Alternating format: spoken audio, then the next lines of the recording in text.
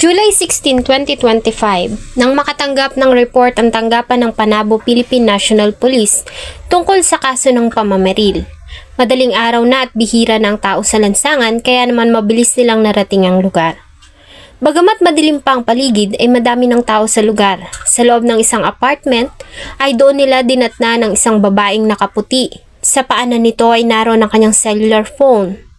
Ang kulay puti niyang suot na damit ay nakulayan ng kulay pula niyang dugo mula sa kanyang sugat sa likuran. Nang tignan nila ang biktima ay may pulso pa ito kaya naman sinubukan pa itong isugod ng kapulisan sa pinakamalapit na pagamutan.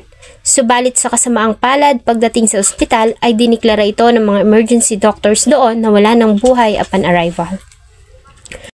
Dugo ang nakahandusay na sa sahig at may mga tama ng bala ang isang babaeng negosyante matapos pagbabarilin sa loob ng kanyang apartment sa Purok 28A, Kawayanan, Barangay Madaum, Tagum City, madaling araw, Hulyo 16.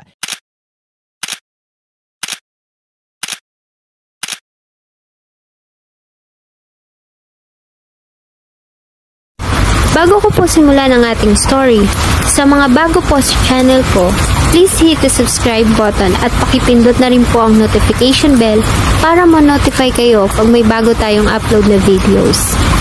Ang biktima ay agad din namang kinilala na ang 26 years old na si Shannon Shine Angko Gilanggarin o Shine na residente ng Pag-asa Seminary Drive, Magugpo West, Tagum City. Kilala siya ng karamihan sa tawag na Shine. Mabait, masiyahin at palakaibigan si Shine. Anak siya ng presidente ng Tagum City Chamber of Commerce, kaya naman kilala ang kanilang pamilya sa Tagum City. Ganun pa man, mas gusto nitong mabuhay sa sariling pagsisikap at tiyaga, kaya naman hindi ito umaasa sa kanyang mga magulang. Nang makapagtapos sa San Pedro College, ay nag-aral si Shine ng Baking and Pastry sa Center of Asian Culinary Studies sa Davao City. Nagtataglay si Shine ng magandang pangangatawan, mahahabang binti, makikinis na kutis at magandang mukha. Kaya naman maraming lalaki ang humanga dito. Maliban dito ay minsan na rin siyang kinuha bilang brand ambassador o modelo ng mga kilalang kumpanya sa Davao City.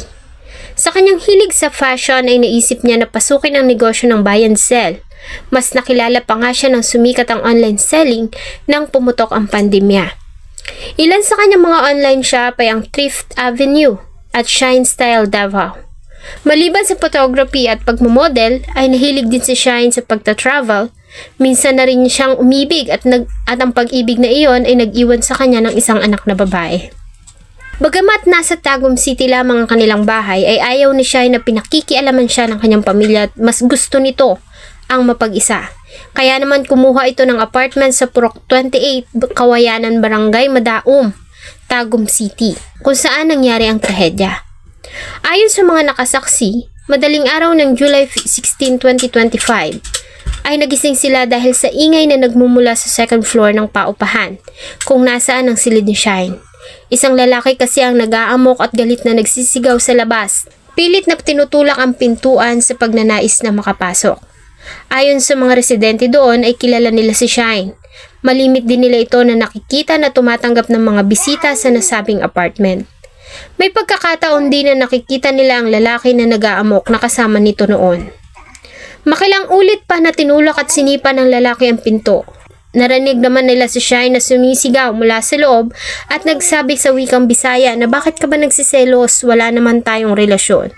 Bagay na tila nagpaliyab pa ng galit ng lalaki hanggang sa tuluyan na nitong mabuksan ang pintuan. Pagpasok sa silid ay agad nang umalingaw-ngaw ang sunod-sunod na putok ng baril bago ito mabilis na umalis sa lugar. Ang suspect ay kinilala na si Georgette Masungab Gloria, 49 years old at residente ng Purok 4, Barangay Apukon, Tagum City. Agad na ikinasa ng mga pulis ang isang hot pursuit operation, subalit bigo sila na matagpuan ng suspect at tinitirhan nito hanggang sa makakuha sila ng tip na namataan nito na nag-check-in sa Millennium Suite sa Purok Dugso, Barangay San Pedro, Panabo City, Davao del Norte. Dahil dito ay agad na nagsagawa ang Panabo PNP ng isang follow-up operation at ganap na alas 12:30 ng tanghali ng July 17, 2025 ay naaresto nila ang suspect. Mula sa kanya ay na-recover ng mga pulis ang isang barel na 45 na siyang hinihinalang ginamit na murder weapon. 3 sachet ng puting pulbos na hinihinalang illegal na gamot at may timbang na 60 grams at nagkakahalaga ng hindi bababa sa 360,000.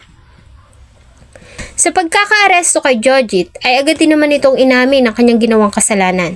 Subalit pinagdiinan niya rin na hindi niya pinagsisisihan ang kanyang ginawa. Ayon sa suspect ay wala silang relasyon ng biktima, subalit 1 taon na umano silang mag-fling. Siya umano ay sponsor ni Shine kung saan ay 1 taon na umano niyang inaalagaan ng biktima. Siya umano ang gumagastos sa mga pangangailangan nito, luho at maging sa mga gastusin nito sa kanyang mga travel arrangement. Ayon din sa kanya noong gabi ng July 15, 2025 ay tinawagan siya ng biktima at sinabi na may mga pupunta itong kaibigan sa apartment. Maliban dito ayon kay Jojit ay may usapan sila ni Shine na magkikita sa isang hotel, bagamat hindi siya sinipot ng biktima. Hindi rin ito sumasagot sa kanyang tawag. Pagsapit ng 1:00 ng madaling araw ng July 16, 2025 ay nag-text siya dito na siya na lamang ang pupunta sa apartment nito. Mas lalo pa umano siyang nagalit nang hindi siya agad pagbuksan nito ng pintuan. Ayon kay Jojit, pagpasok niya sa loob ay nagpaputok siya ng warning shot. Subalit sinigawan siya ng biktima na itama mo, kaya naman hindi na niya napagilan ng sarili at biniril niya ito bago siya umalis sa lugar. Si Shine ay nagtamo ng 3 tama ng bala ng baril sa likuran. Ang ilan ay tumagos at tumama sa ilang masiselang bahagi ng kanyang katawan na siyang naging dahilan ng agaran niyang kamatayan. Ang kanyang labi ay inilagak sa kanyang huling himlayan noong July 21, 2025.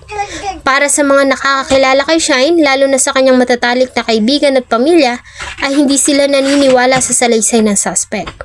Galing si Shine sa kilalang pamilya sa Tagum. May sarili din itong pinagkakakitaan maliban sa kanyang negosyo at pagmamodelo. Kaya naman bakit ito kakailanganin ng isang sponsor para gastusan ang kanyang mga pangangailangan? Hinala nila ay isa ito sa mga manliligaw ni Shine na nabigyong paibigin ng dalaga. Bagamat wala na ito para ipagtanggol pa ang kanyang sarili. Panawagan ng pamilya ay huwag sanang husgahan si Shine dahil lamang sa mga binitawang salita ng isang lalaking mamamatay tao at isang kriminal.